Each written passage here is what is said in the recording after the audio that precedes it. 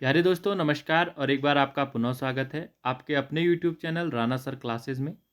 आज हम BA 6 semester history second paper को लेकर आए हैं। काफ़ी बच्चों की मांग थी कि इतिहास के इस पेपर को भी सॉल्व करके दें, तो क्योंकि मेरा इतिहास भी विषय रहा है और इतिहास का थोड़ा बहुत जानकारी रखता हूँ, इसलिए इस पेपर को सॉल्व करके आज आपके सम्मुख लाए हैं। इस पेपर के जो प्रश्न हैं ना केवल इस विषय के छात्रों के लिए बल्कि जो बीएड की परीक्षाएं आगामी होने वाली है वहाँ भी इससे प्रश्न आने की उम्मीद बनती है और मेरा मानना है एक दो प्रश्न तो इस पेपर से वहाँ आ सकते हैं। तो बीएड के छात्रों के लिए भी ये पेपर कहीं ना कहीं महत्वपूर्ण होने वाला है जो आगामी समय में बीएड की परीक्षा देंगे। तो चलिए प्रारंभ करते हैं अपने आज के वीडियो को। हमारा पहला प्रश्न था पेपर का, प्रथम विश्व युद्ध से पूर्व कितने बाल्कन युद्ध लड़े गए थे। तो इसका जो आसान था, बहुत ही आसान जवाब था, दो युद्ध लड़े गए हैं बाल्कन युद्ध प्रथम विश्व युद्ध से पहले। तो इसका जो ऑप्शन नंबर बी है वो इसका सही जवाब होगा। अगला प्रश्न था, निम्नलिखित में से प्रथम विश्व युद्ध में कौन सा देश मित्र राष्ट्रों में सम्मिलित नहीं था। तो चार ऑप्शन आपके पास थे, इटली, इंग्लैंड, रूस और ऑस्ट्रिया। तो इसमें जो डी ऑप्शन है ऑस्ट्रिया, यह मित्र राष्ट्रों में सम्मिलित नहीं था। इंग्लैंड, रूस तो मित्र राष्ट्रों में थे ही। इटली ने जो प्रारंभ किया था युद्ध का वह कहीं ना कहीं जो ध्रुवीय राष्ट्र थे उनसे प्रारंभ किया था, किंतु बाद में वह मित्र राष्ट्रों के साथ मिल गया था। इस चीज़ को भी आप ध्यान रखिएगा। लंदन की एक संधि हुई थी, उसके माध्यम से इटली क्या है मित्र राष्ट्रों के साथ मिल गया था। प्रारंभ उसने भी ध्रुवीय राष्ट्रों के साथ युद्ध का किया था। तो इस प्रकार इसका जो ऑप्शन नंबर डी है ऑस्ट्रिया, ये सही जवाब होगा। नेक्स्ट प्रश्न आपके पास था, प्रथम विश्व युद्ध का तात्कालिक कारण था।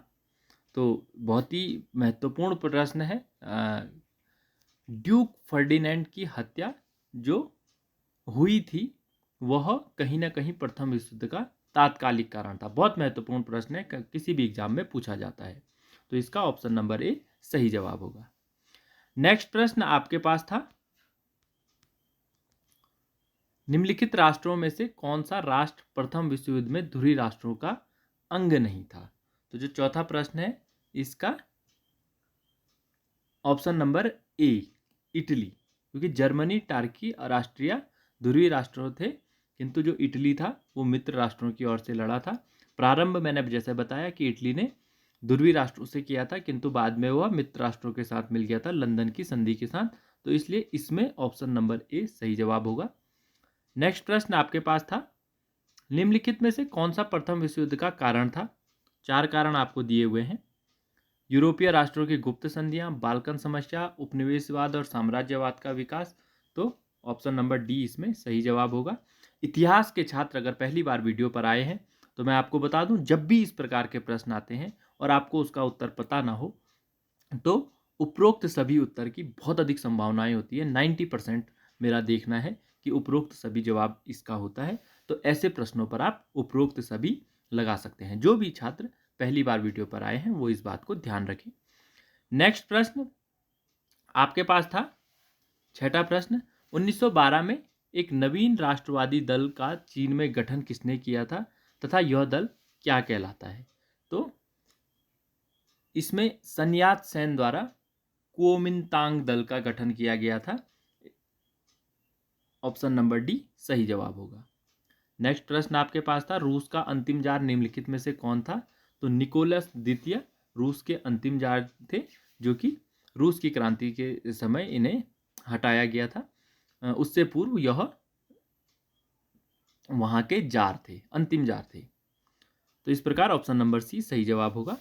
नेक्स्ट प्रश्न आपके पास था, प्रश्न नंबर 8 आपके पास था, नवंबर 1917 में रूस की बोल्शेविक क्रांति के पश्चात रूस के शासन की बागडोर किसके हाथ में आई थी। तो इसमें लेनिन के हाथों में रूस की बागडोर आई थी। ऑप्शन नंबर बी सही जवाब होगा। नेक्स्ट प्रश्न आपके पास था, निम्नलिखित में से किसके द्वारा रूस में लाल सेना का गठन किया गया था। तो लाल सेना का गठन रूस में जो ट्राट्स्की थे, ट्राट्स्की इनके द्वारा किया गया था। ऑप्शन नंबर ए सही जवाब होगा।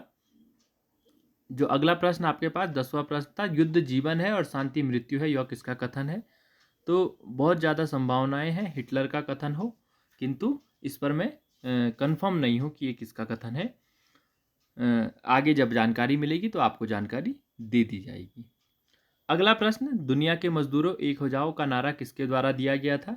तो वैसे इसमें जो 4 ऑप्शन दिए हुए हैं इनमें से किसी ने भी इसका यह कथन नहीं है।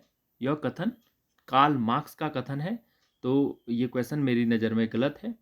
तो फिर भी अगर इसका कोई जवाब होगा तो मेरी जानकारी में यह कथन कार्ल मार्क्स का है। मैं इस पर भी कोई कमेंट नहीं करूँगा। अगला 12वां प्रश्न आपके पास था, 20वीं शताब्दी के किस युद्ध ने जापान को अंतर्राष्ट्रीय गौरव प्रदान और किया और यह युद्ध इतिहास का चर्चित युद्ध बन गया? तो चारों ही युद्ध जापान के द्वारा लड़े गए युद्ध हैं। इसमें क्योंकि 1904 और 1905 ईस्वी का जो रूस जापान युद्ध था, इसकी संभावनाएं बहुत अधिक बनती है। ये और 1937 का चीन जापान युद्ध भी इसका आंसर हो सकता है, पर इस पे भी मैं कमेंट नहीं करूंगा। वैसे ऑप्शन नंबर बी इसकी संभावनाएं बनती है।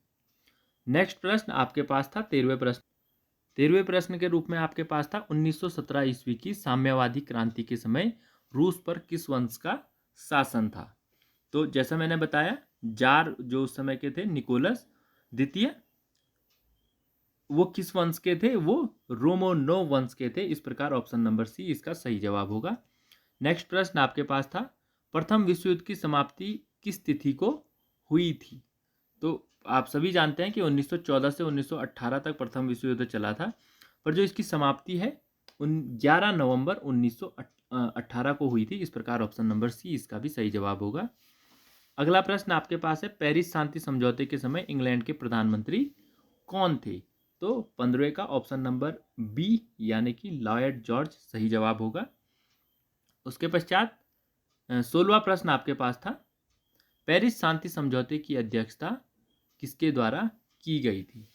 तो वैसे तो जो पेरिस के विदेश मंत्री थे, कुछ फ्लोरेंस कुछ उनका नाम था, उनके द्वारा की गई थी।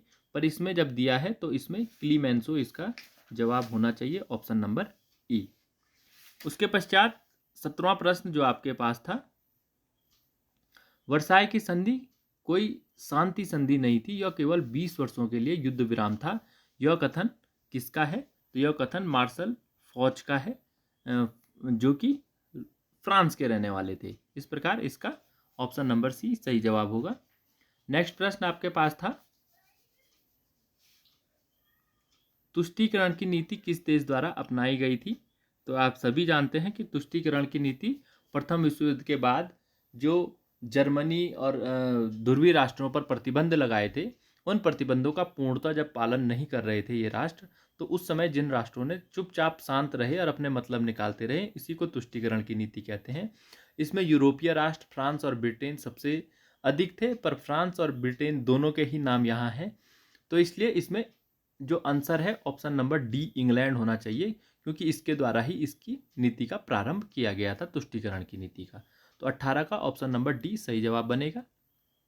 नेक्स्ट प्रश्न आपके पास था 19वां प्रश्न, राष्ट्र संघ की स्थापना कब हुई थी? तो राष्ट्र संघ की स्थापना वर्साय की संधि के माध्यम से हुई थी, किंतु 1920 में जाकर इसकी स्थापना हुई थी राष्ट्र संघ की, 10 जनवरी 1920 को। इस प्रकार इसका ऑप्शन नंबर सी सही जवाब होगा। नेक्स्ट प्रश्न आपके पास है, लोक प्रशासन का जनक किसे कहा जाता है? बहुत ही महत्वपूर्ण प्रश्न है यह। वुड्रो विल्सन को लोक प्रशासन का जनक कहा जाता है। नेक्स्ट प्रश्न आपके पास था, लेनिन द्वारा नई आर्थिक नीति कब अपनाई गई थी? तो लेनिन द्वारा नई आर्थिक नीति वर्ष 1921 में अपनाई गई थी। नेक्स्ट प्रश्न आपके पास था, रूसी साम्राज्य को राष्ट्रों का कारागार किसने कहा था? तो रूसी साम्राज्य को राष्ट्रों का कारागार लेनिन महोदय ने कहा था। ऑप्शन नंबर डी सही जवाब होगा। नेक्स्ट प्रश्न आपके पास है, प्रथम विश्व युद्ध के पश्चात अमेरिकी राष्ट्रपति वुड्रो विल्सन द्वारा प्रतिपादित 14 सिद्धांतों में सम्मिलित नहीं था। तो 4 सिद्धांत दिए गए हैं। इसमें जो अल्सास लॉरेन का क्षेत्र रूस को दिया जाए, ये इसका गलत है, क्योंकि वह क्षेत्र फ्रांस को दिए जाने की बात की गई थी। तो ऑप्शन नंबर ए इसका गलत है। सही जवाब होगा, क्योंकि यह कथन गलत है। नेक्स्ट प्रश्न आपके पास था, वार एंड पीस नामक पुस्तक के लेखक कौन है? तो वार एंड पीस नामक पुस्तक के लेखक लियो टॉलस्टॉय है। ऑप्शन नंबर डी सही जवाब होगा। नेक्स्ट प्रश्न आपके पास था, खिलाफत प्रथा का अंत 1924 ईस्वी में किसके द्वारा किया गया? तो तुर्की के मुस्तफ़ा कमाल पाशा के द्वारा इस आंदोलन का समाप्त करने में इनकी बड़ी भूमिका रही। तो ऑप्शन नंबर बी सही जवाब होगा। नेक्स्ट प्रश्न आपके पास है, वैश्विक आर्थिक मंदी की शुरुआत किस वर्ष में हुई? तो 1919 से 1931 तक ये वैश्विक आर्थिक मंदी चली थी, जिसमें कि अमेरिका की हजारों कंपनियां क्या है दिवालिया हो गई थी, बंद पड़ गई थी। तो 1929 से प्रारंभ हुई थी, इसलिए बी ऑप्शन इसका सही जवाब होगा। नेक्स्ट प्रश्न आपके पास था, विश्वव्यापी आर्थिक मंदी 1929 ईस्वी से उत्पन्न आर्थिक संकट का सामना किस नीति को अपनाकर किया गया? तो यह रूजवेल्ट की न्यू डील नीति द्वारा इसे समाप्त किया गया, जो कि 1933 से 38 तक चलाई गई थी। ऑप्शन नंबर सी सही जवाब होगा। नेक्स्ट प्रश्न, न्यू डील नीति के प्रवर्तक निम्नलिखित में से कौन थे? तो जैसा मैंने पहले ही बताया, रूजवेल्ट। तो इस प्रकार इसका ऑप्शन नंबर ए सही जवाब होगा।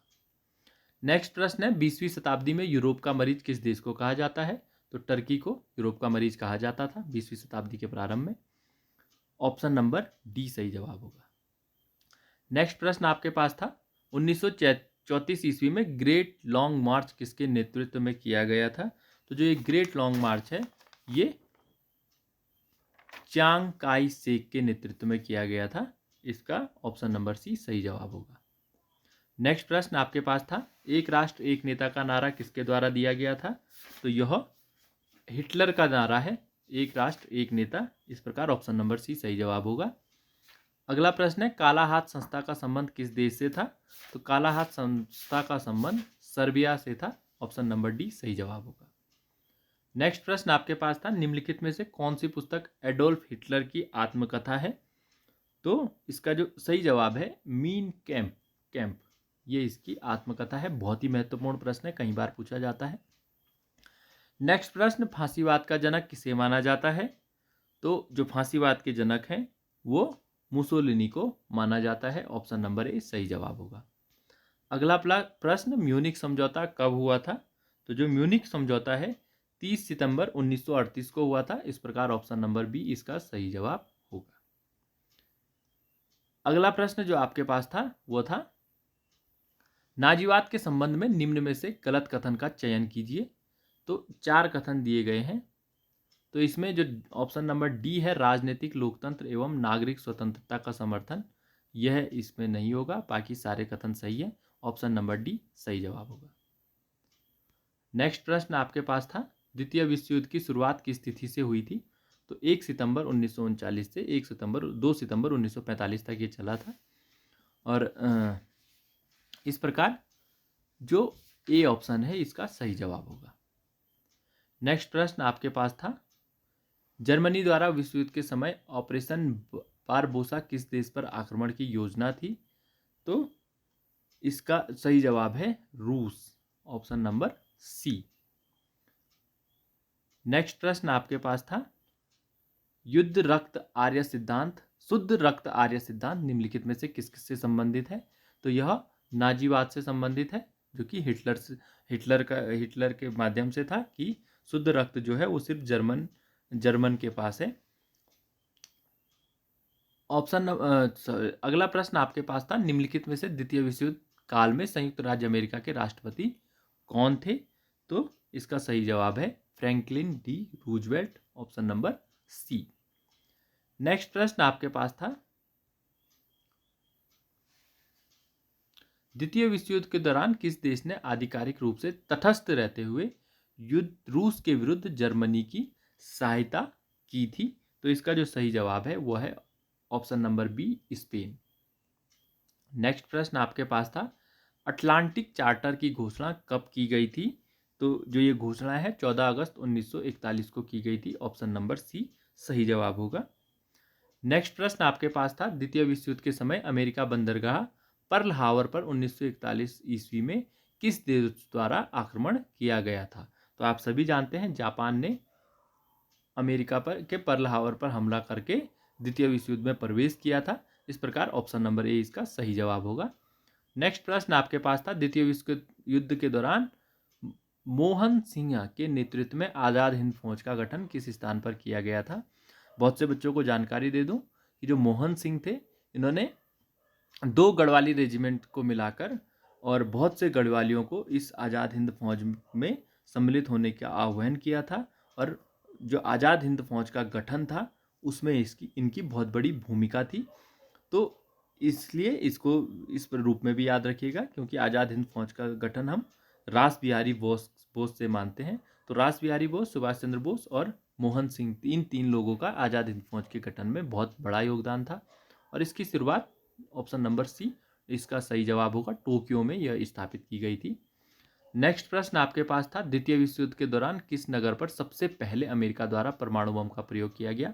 तो आप सभी जानते हैं हिरोशिमा और नागासाकी पर 6 अगस्त और 9 अगस्त को बम फेंके गए थे। तो इस प्रकार 6 अगस्त को हिरोशिमा पर, तो इस प्रकार, और ये लिटिल बॉय और फैट मैन 2 परमाणु बम फेंके गए थे, तो जो कि 6 अगस्त और 9 अगस्त को फेंके गए थे। तो ए ऑप्शन इसका सही जवाब होगा। नेक्स्ट प्रश्न आपके पास था, निम्नलिखित में से किस राष्ट्र द्वारा प्रथम विश्व युद्ध में मित्र राष्ट्रों की तरफ से तथा द्वितीय विश्व युद्ध में धुरी राष्ट्रों की तरफ से प्रतिभाग किया गया। तो इसका ऑप्शन नंबर ए जापान सही जवाब होगा। नेक्स्ट प्रश्न आपके पास था, राष्ट्र संघ का अंतिम अधिवेशन कब हुआ था। तो भले ही 24 अक्टूबर 1945 को संयुक्त राष्ट्र संघ की स्थापना हो गई थी, किंतु राष्ट्र संघ का अंतिम अधिवेशन 1946 में हुआ था, जब इसको समाप्त कर दिया गया था। नेक्स्ट प्रश्न आपके पास था, कोल्ड वॉर शब्द का प्रयोग सबसे पहले किसने किया था। तो बच्चा बच्चा इसको जानता है कि बर्नार्ड बारूच है, बारूथ नहीं, कहीं बारूथ लिखा है, कहीं बारूच लिखा रहता है। तो बर्नार्ड बारूच ने इस शब्द को सबसे पहले प्रयोग किया था। 48 का ऑप्शन नंबर ए सही जवाब होगा। नेक्स्ट प्रश्न है, संयुक्त राष्ट्र संघ का मुख्यालय कहाँ स्थित है। सभी जानते हैं न्यूयॉर्क में संयुक्त राष्ट्र संघ का मुख्यालय स्थित है।